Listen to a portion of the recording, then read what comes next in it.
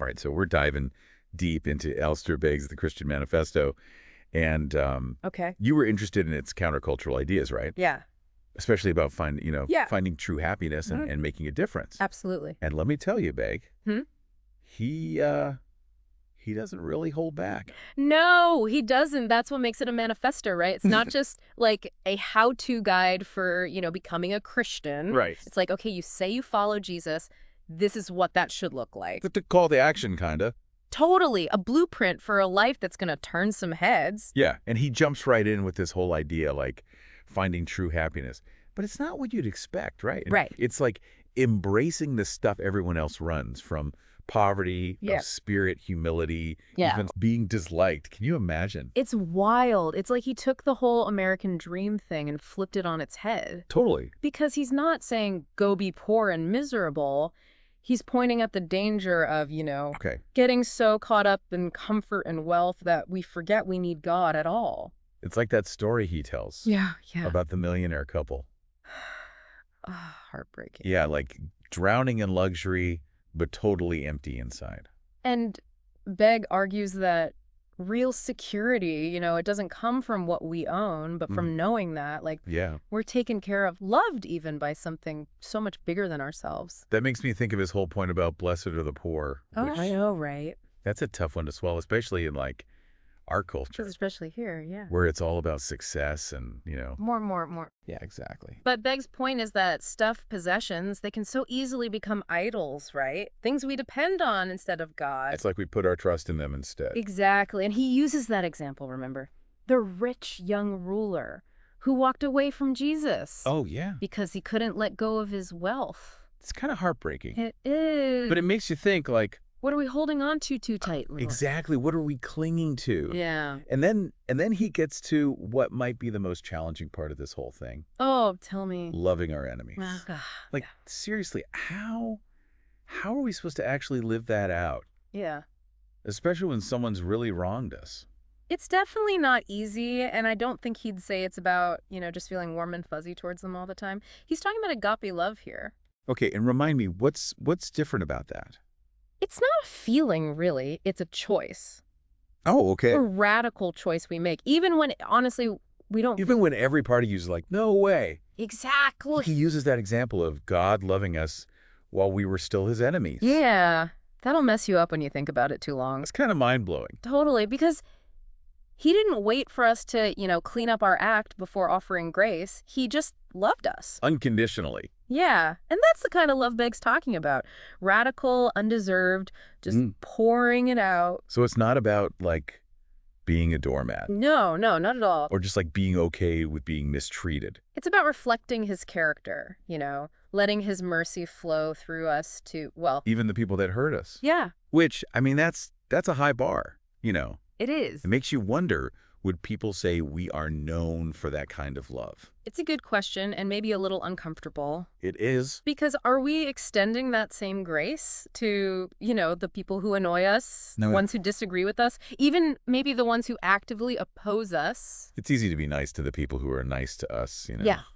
It is, but Begg's calling for something way more radical, something that goes against, honestly, every instinct we have. And, that actually connects to his take on the golden rule, which, honestly, About it. I never thought of it this way before.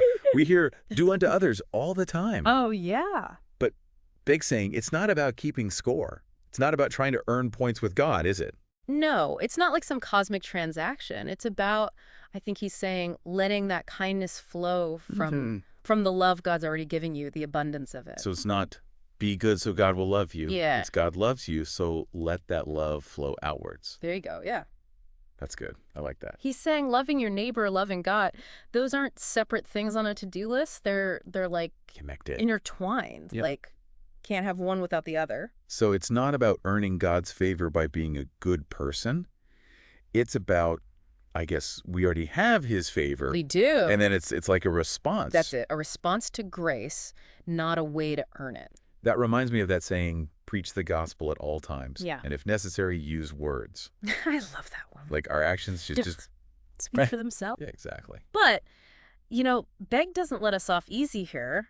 Of course not. He never does. He challenges us to really look at who we're being kind to, right? And suggests we might not like the answer. Oh, that's good.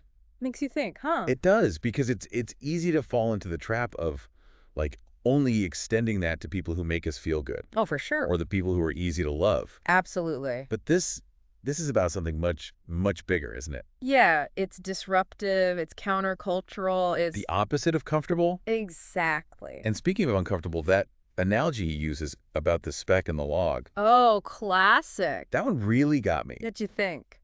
Because it's so, so true. Our tendency to, like, Judge others. yes, Yeah. but completely missing our own, like, massive flaws. It's that classic Begg move, you know? 1 minute he's making you laugh, Right. and the next he's challenging you at your core. You hold up the mirror. Exactly. He's like, before you go around giving out spiritual advice, maybe, Take a look at yourself. precisely. And what I appreciate is he shares his own experience.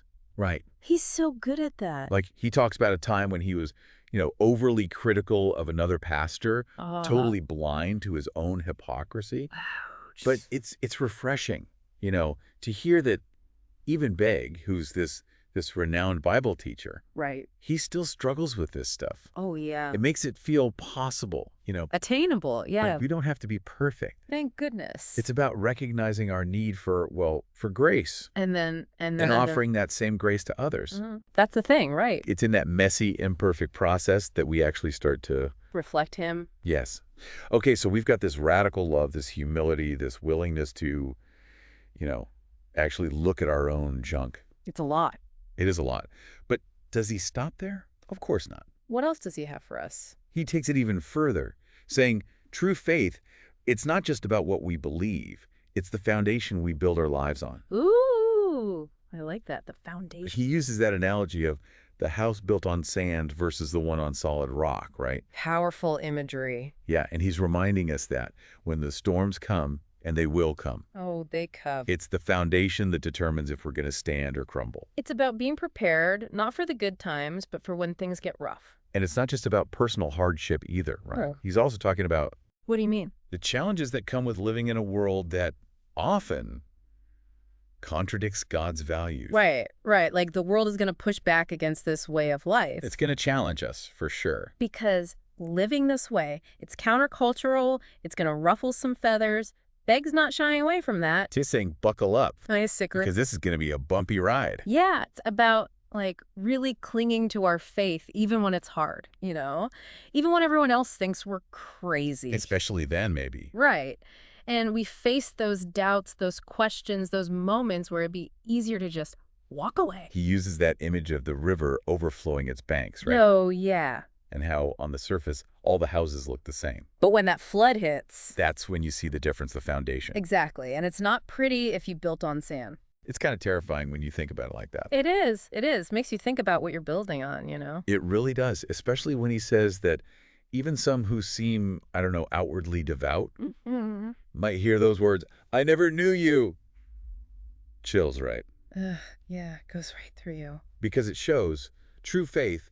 It's not about, just looking the part. It's not about checking boxes or showing off. It's about that genuine, heart surrender to Jesus. As Lord, yeah.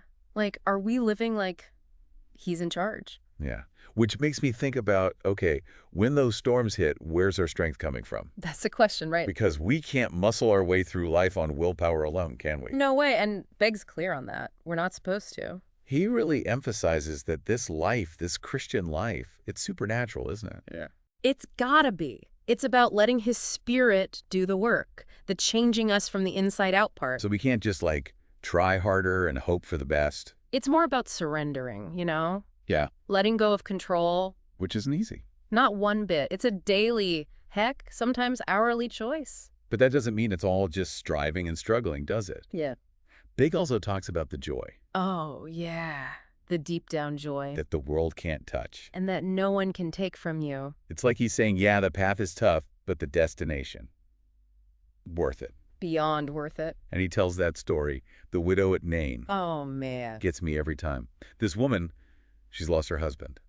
Heartbreaking. Now she's burying her only son. Can't even imagine. Just utterly devastated. And then Jesus shows up. Right in the middle of the funeral procession. Doesn't waste any time. Yeah. He doesn't wait for anyone to ask, you know. He just sees her pain, and He acts. such a powerful picture of, I don't know, just God stepping into our messes. Divine intervention right in the middle of everyday life. He stops the procession, touches the coffin. And then those words. Young man, I say to you, arise. And the son, who is dead, sits up. Starts talking like it's nothing. It's a miracle, plain and simple. And I think Begg uses it to show us, following Jesus, it's not about, like, racking up points. It's not about being good enough.